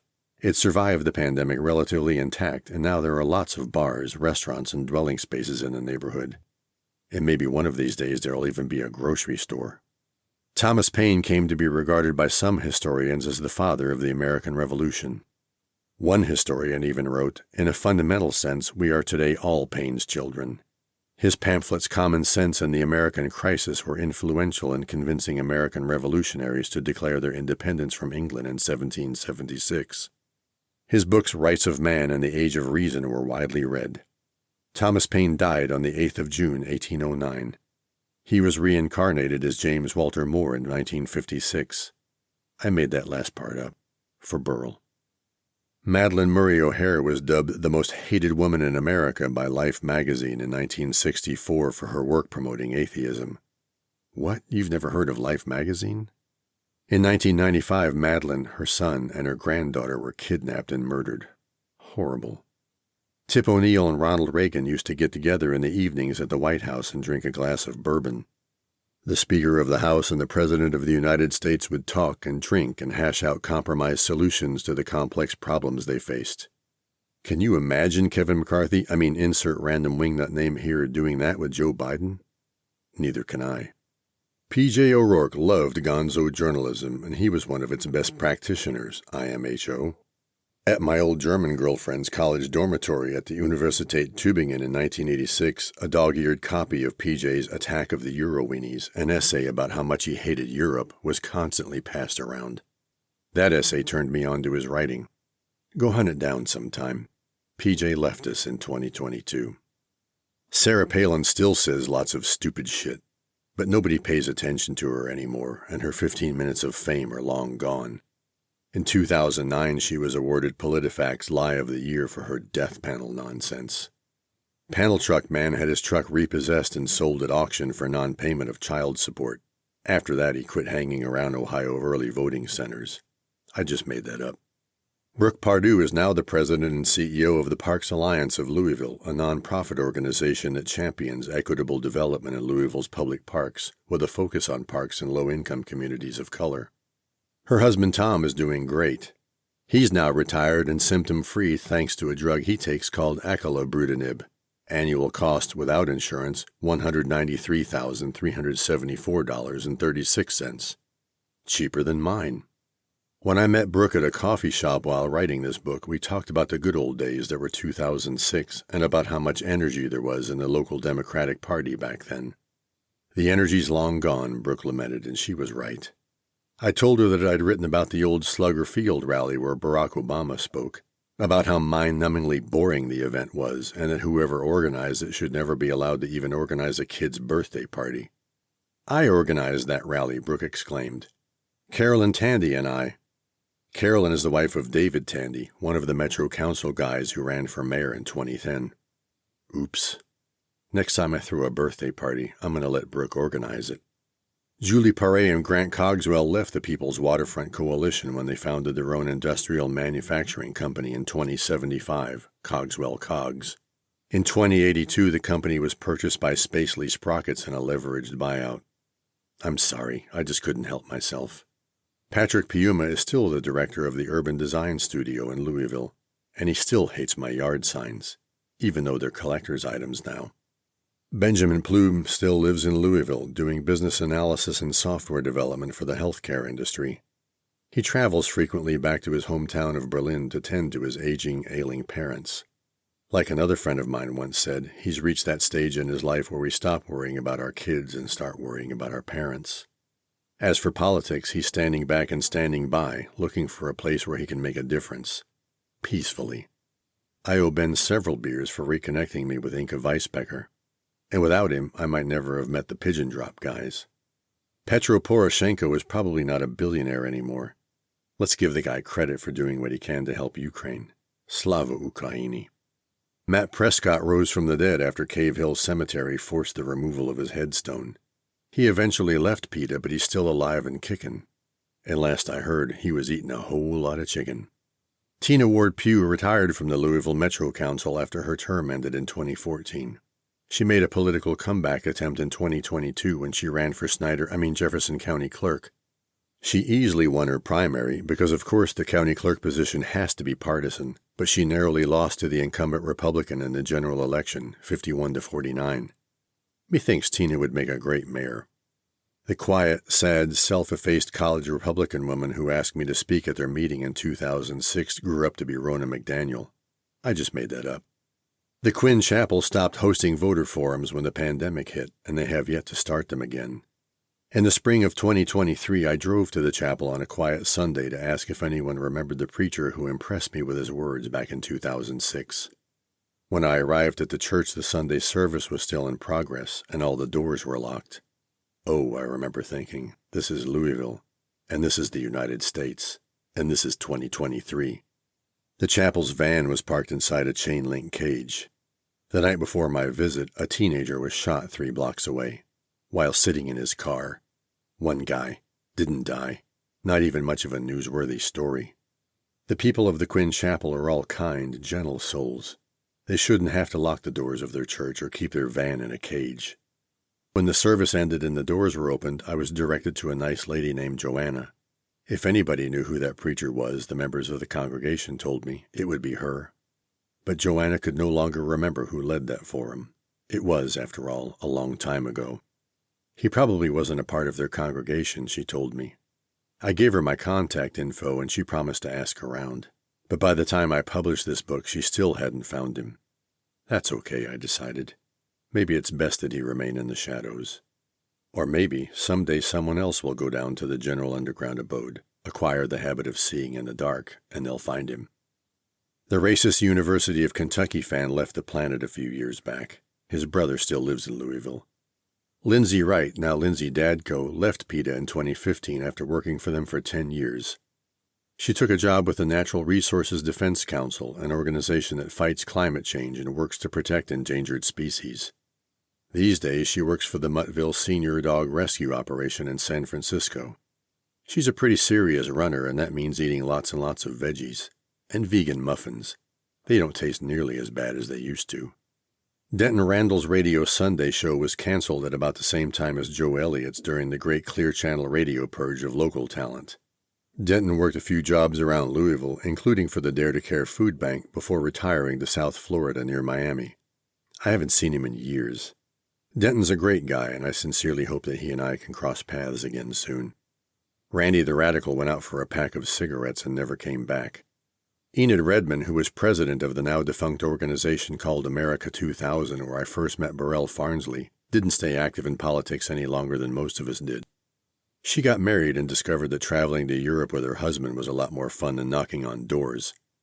To finance her fund, she still works as a registered nurse. She's thinking about coming out of political retirement in 2024 if she has to. A lot of us are thinking that we might have to. Enid's one of the kindest, gentlest people I've ever met. She's the kind of person that George H.W. Bush probably had in mind when he talked about being kinder and gentler, back in the days when being kinder and gentler was a thing that Republicans actually talked about. The Republican who told me I was a dangerous candidate doesn't live there anymore. He didn't leave a forwarding address. Scott Reynolds, who hosted our debate on WAVE-TV in 2006, retired from the station in 2018. He'd spent 22 years there.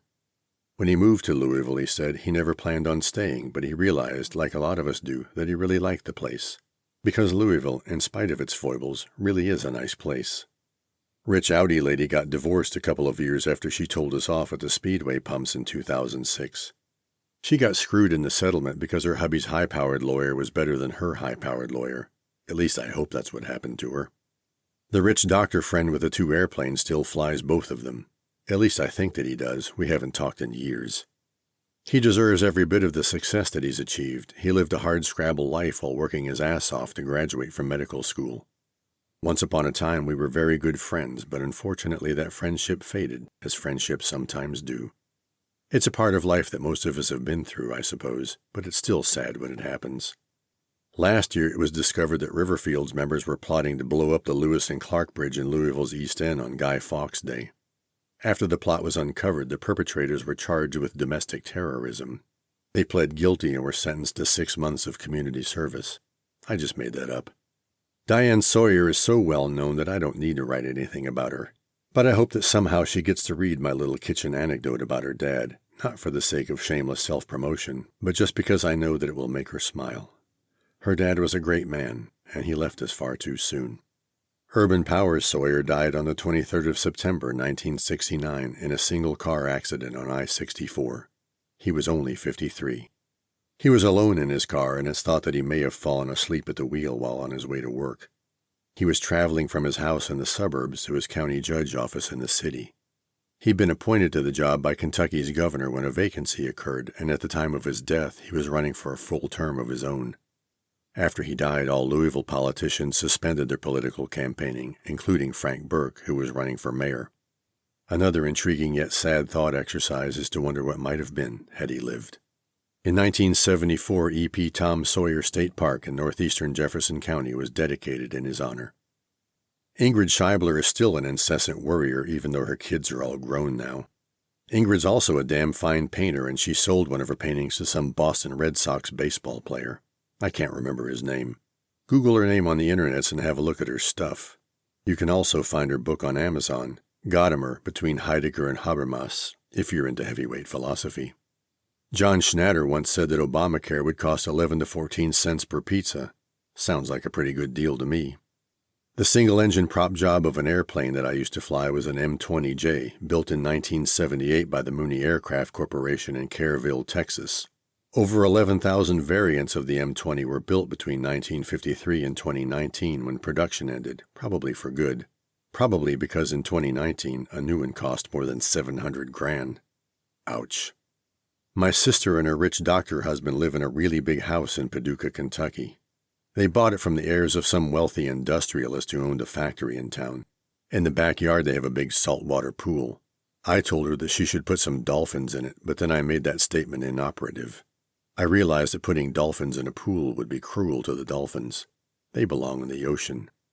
or at least until the oceans get too hot and acidic to harbor aquatic life.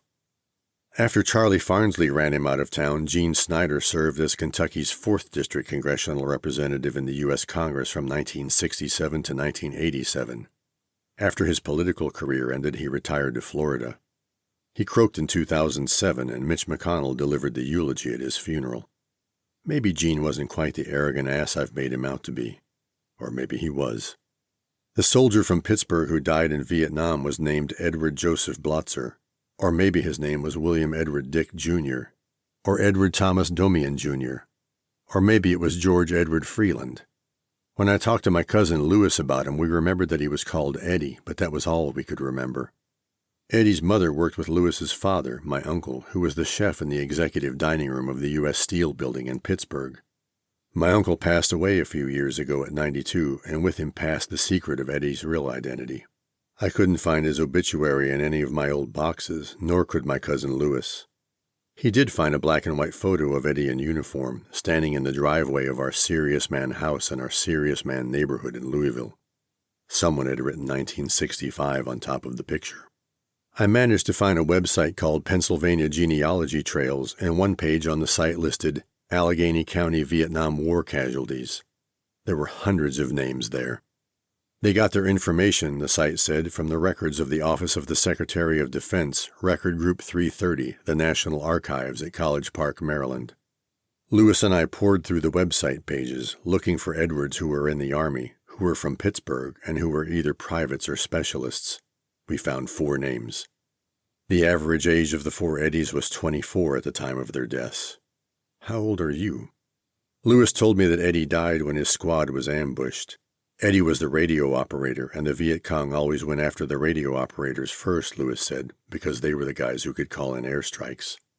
Poor Eddie never had a chance. There was an unexpected upside to my search for Eddie with my cousin Lewis. It helped to remind me that blood is thicker than politics, or at least it should be, in memory of all the Eddies and all the other victims of the war in Vietnam. Southeast Christian Church still operates large campuses all around Kentucky and southern Indiana. There's even one in Elizabethtown. Every week, 23,000 people attend Southeast services.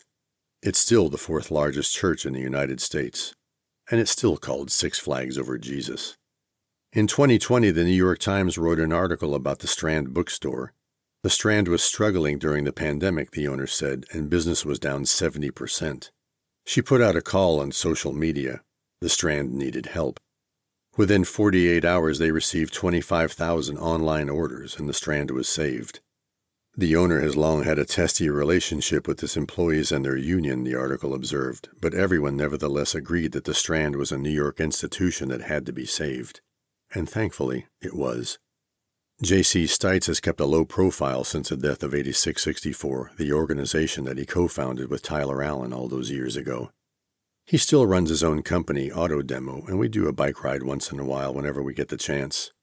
The ability to ride our bikes from our house to his house, and then across the Ohio River to towns all over southern Indiana, is priceless. Stacy Servo and Amador Della Torre, the poster kids who I met while campaigning for Tyler Allen in 2010, moved back to her native Montana in the fall of 2020.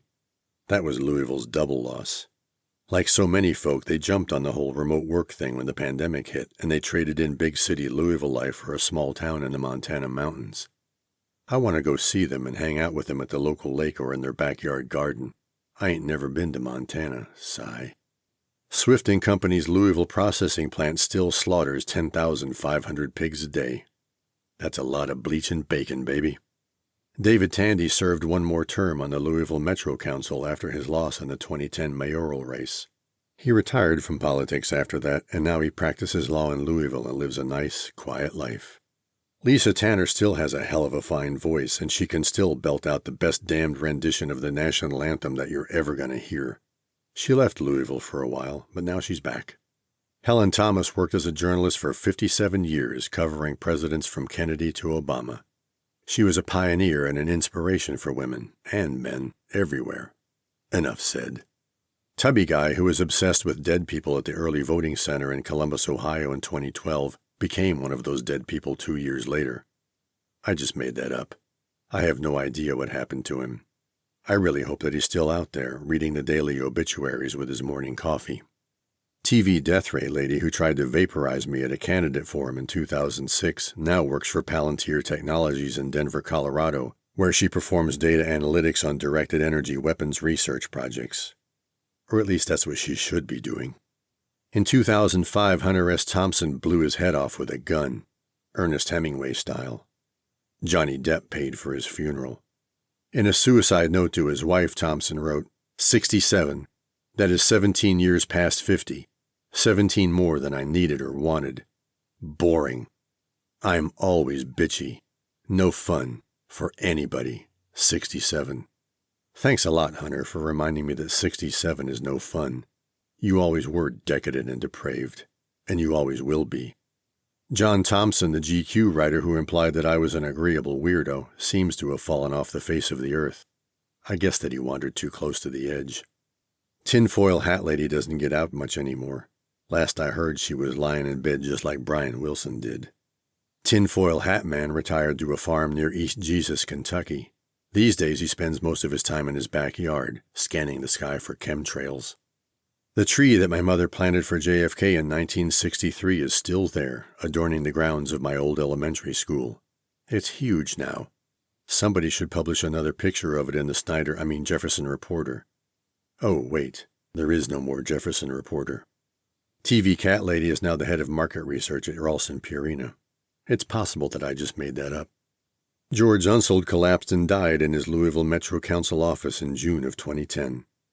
Even though we all knew that his health wasn't great, his sudden death still came as a great shock, and it made us terribly sad. Everybody loved George. Except, maybe, for the pepper spray kid. Wesley Unsold won the NBA's MVP award in his rookie season. The only other player to ever do that was a guy named Wilt Chamberlain. Wesley passed away in June of 2020. Vote Builder is now used by almost every Democratic campaign everywhere. It's fully integrated with social media platforms. Its companion application Minivan allows door knockers to collect information and assimilate it in real time. Pretty scary.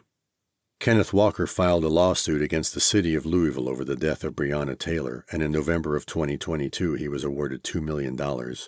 Taylor's family settled with the city for $12 million.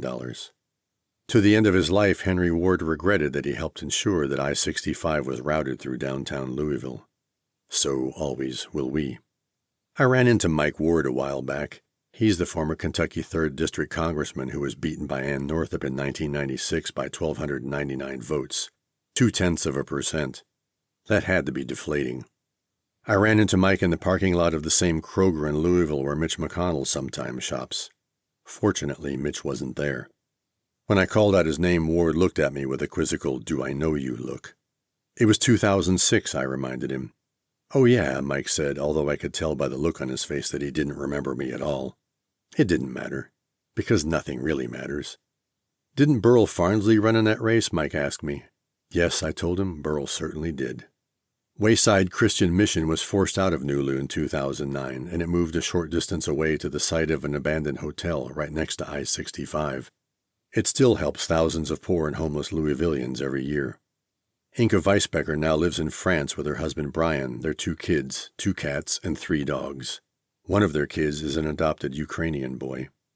The woman with the sad face who asked me about rail cars in 2006 won the Kentucky lottery a few years later.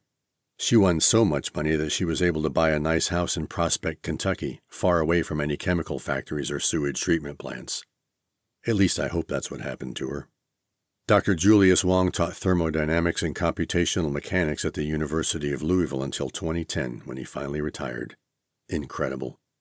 Tom Wood spent his post-Army career working for Bell Labs and Lucent Technologies, where he did some amazing stuff because he's an amazing engineer. He's retired now and lives with his wife Pam in Florida. I sure hope that he doesn't ever vote for Ron DeSantis. John Wooden was probably the greatest basketball coach of all time.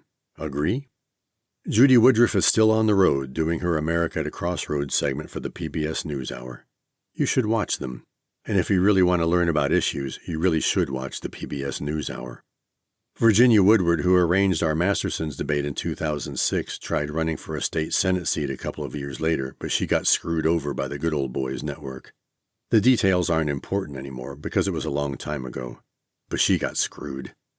Xeloda is still used as an oral chemotherapy medication, and it's on the World Health Organization's list of essential medicines. XelodaKilledMyMother.org can still be found on the internets. I haven't touched it in a long time, and I doubt I ever will. There isn't much there, and there never was. Go look at it if you need to, but I sincerely hope that you don't need to. Andrew Yang probably won't ever run for president again. Maybe I can get him interested in working on the Vote app. Wish me luck. Betty Yates lived a long and happy life with her family and friends, in spite of the fact that her idiot husband shot her with a gun that he kept in the house for protection. At least I hope that's how Betty spent the rest of her life. I lost touch with her after my mother died. Here's looking at you, Betty Yates. You were an inspiring human being. John Yarmouth served as the Kentucky 3rd District Representative in the U.S. Congress from January 3, 2007 until January 3, 2023. During his tenure, he became a favorite of Nancy Pelosi, and he eventually became chair of the powerful House Budget Committee. Now that he's retired and living in Louisville, he has plenty of time to play with his grandkid. I'm not going to write much about John's career here. Those are his stories to tell, and I hope that someday he tells them in a book of his own. His successor in the U.S. House is Morgan McGarvey, who's a great guy. Sometime in the spring of 2022, Morgan knocked on our door in the hippy-dippy Highlands while he was campaigning in the Democratic primary. The race was a low-key affair. By then, Metro Louisville had become a reliably Democratic district, and unlike the old days, there were few candidate forums and even fewer debates. When I answered the door, I told Morgan that I once stood where he was standing, and I asked him if he remembered anything about the congressional race of 2006. No, he stammered. I was in Lexington back then. You were also too young, I told him, and then I said that it didn't matter anyway, because it didn't. We gabbed for quite a while, and we discovered that we both had a Montreal connection. His sister-in-law is married to a former Montreal Canadiens hockey player. I felt bad for Morgan for his trial by fire in the U.S. Congress, having to sit through that onerous voting debacle when Kevin McCarthy kissed a bunch of right-wing asses to become Speaker of the House. And I felt worse for him when he had to rush back to Louisville after the horrific shooting at the Old National Bank in April of 2023. But Morgan's words and his response to the tragedy that day were admirable, and we should all be happy that he now represents Kentucky's 3rd Congressional District in Washington. Viktor Yanukovych fled to Russia after the 2014 Maidan Revolution. We don't care where he is now. Yum Brands still sells really terrible food. Maybe it should be renamed Yuck Brands. I'll bring that up at the next stockholders meeting. Oh, wait, I don't own any of their stock. When the Yum Center in Louisville was completed in 2010, its projected cost was $238 million. Including debt repayment, its current cost is estimated to be around $1 billion. That's a whole lot of goddamned money for an arena, ain't it? The Yum Center really is decadent and depraved. Viktor Yushchenko lives a decent life in Ukraine, insofar as anybody can live a decent life in a country where their neighbor keeps trying to kill everyone. Slava Ukraini! Slava Ukraini! Glory to Ukraine. Zanzibar is still serving beer and hosting concerts. Go there, and when you do, be sure to play a little pinball. Paul Zindel was awarded the Pulitzer Prize for Drama in 1971 for his play, The Effect of Gamma Rays on Man-in-the-Moon Marigolds. The next year, the play was turned into a movie starring Joanna Woodward. Paul Zindel left us in 2003 at the age of 66. Marcos Mulitsas Zuniga and Daily Kos are still doing their thing on the internets. They're the share of political websites. And me and Caro, we spend most of our time in exile these days, in Montreal. She still does some part-time work with the guys in our little consulting company, and she runs a lot of 10K races and an occasional half marathon. She runs with a high-speed bicycle crowd, too. I can't keep up with them, so I just do a little reading, writing, and raging against the dying of the light, like an aging boomer should. Mr. Mayor, tear down this highway. Get it off our lawn.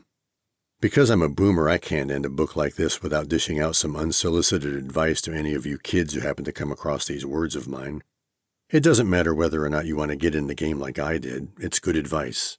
So, here it is. Read. Everything. And not just the shit on your phone. Read books. Lots and lots of books. And magazines. And newspapers in whatever form you can find them. Take a damn public speaking class. Make videos of yourself speaking. Not TikTok videos of you dancing. Make videos of you speaking, in as clear and as articulate a voice as you can muster. Watch them. Watch them again. Rinse, repeat. It's going to be painful as hell, but just do it. Please always vote. Every election, every race, every time. Vote as if your life depended on it, because it probably does. And at least think about getting involved in politics or community organizing. It's not like you have to make a career out of it. Just go spend a little time in the general underground abode and try to get the habit of seeing in the dark. I guarantee you won't regret the experience. At the very least, you're going to meet some amazing people, and that's a good thing. But no matter what path you take, when you find yourself sitting at your own version of Masterson's, getting ready to climb up onto your own stage, for God's sake, don't dial up the crying game and pipe it through your headphones. These days, I'd recommend something like Green Velvet's Bigger Than Prince. The Hot Since 82 remix, of course. I like the name Hot Since 82 because it appeals to an old boomer like me. But I like the lyrics, too. Some people have problems. You won't be able to solve them. There's no need to fuss. You just walk around like you're bigger than Prince. Or maybe try Pulp's Common People if you're in an old school mood and into a little self-deprecation. Laugh along with the common people. Laugh along even though they're really laughing at you and the stupid things that you do. Something like that. But I'm old. You do whatever works for you. Right then, that's enough. If you ever find yourself north of the 45th parallel, look us up. We'll bavarder a little, which is basic French for shoot the shit. Maybe we can even go grab a poutine and a boreal blonde. It's a beauty way to go.